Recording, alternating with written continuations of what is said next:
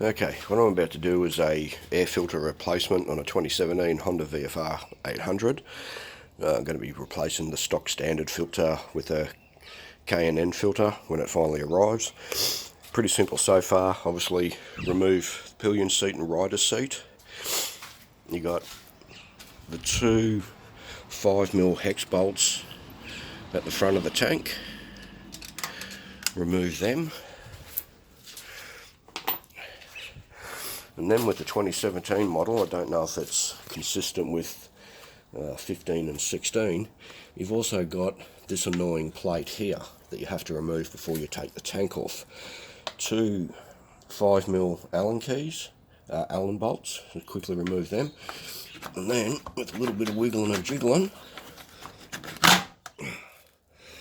she just slips off. Now if you don't remove those two extra covers, where they slide in here on the tank, when you lift the tank, it'll just rip them out. I found that out the hard way. Didn't cause any damage to the bike or the tank or the cover plates, but just something to pay attention to. Alright, once you've got everything unbolted, I'll just put one of the retaining bolts back in, so that way I can support the tank with this contraption that comes in the toolkit. I don't want to lift the tank any higher because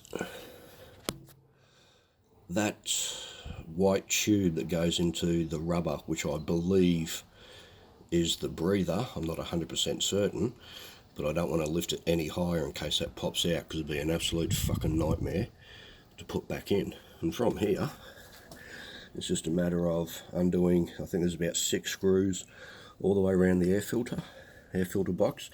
As you can see with the 2017 model, once again I don't know about 14, 15, 16, but they've already done the flapper mod. There's no flapper in there. I'll see how I go once I pull it all apart. I'll probably take that that snorkel out just so it lets it breathe just that little bit easier. Alright, 7 screws.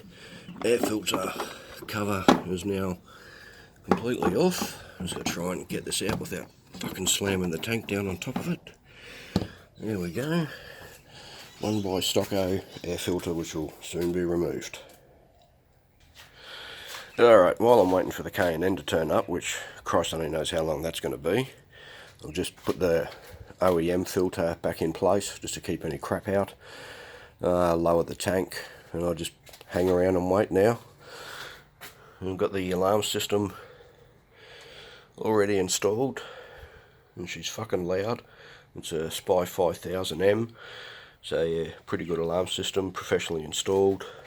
The only downside is they refuse to install or to connect up the remote start, because apparently it's got something to do with insurance, that too many bikes were getting started in gear and falling over, which I can understand, but it's a bit disappointing because that was one of the key features I wanted in that alarm. But shit happens, so I'll sign off for a little bit until this new filter turns up, and then we'll get it installed and see how many screws I can drop for that air filter box. Well, the filter finally arrived 3 hours later, and this is the condition it fucking come in. Unbelievable. I hope the bloody filter's not damaged, but time will tell when I unbox it. Alright, thankfully the filter wasn't damaged, it was just the cardboard box, looked like some fat turd had sat on it. Got the new K&N in place. Now on the instructions, and I'm guessing this must be for older models,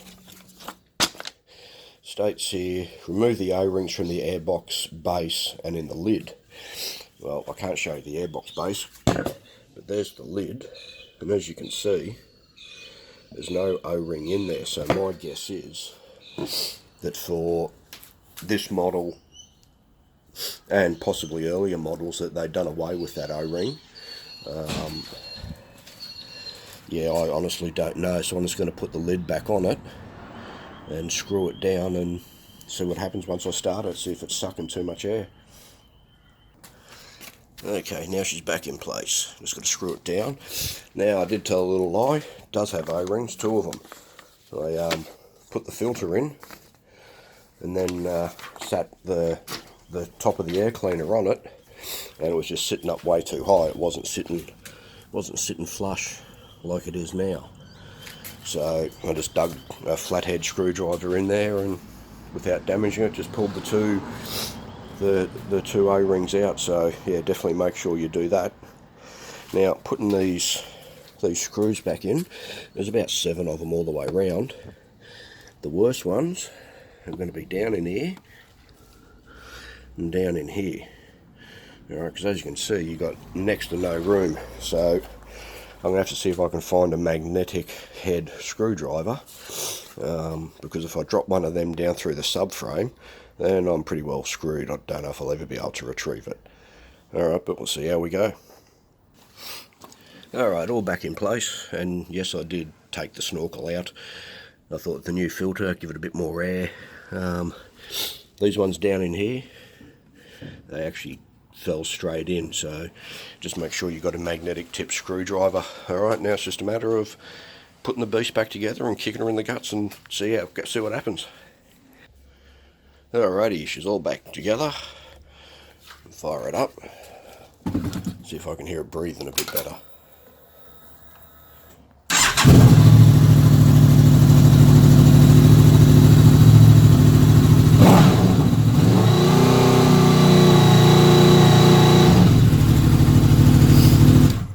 That would be a yes. Can definitely hear it breathing better. There you go, kids. Took me a few hours, but most of that time was waiting on the bloody the filter to arrive. But all up with unbolting everything and bolting everything together, probably half hour, maybe 45 minutes. So hopefully this little thing will help people out.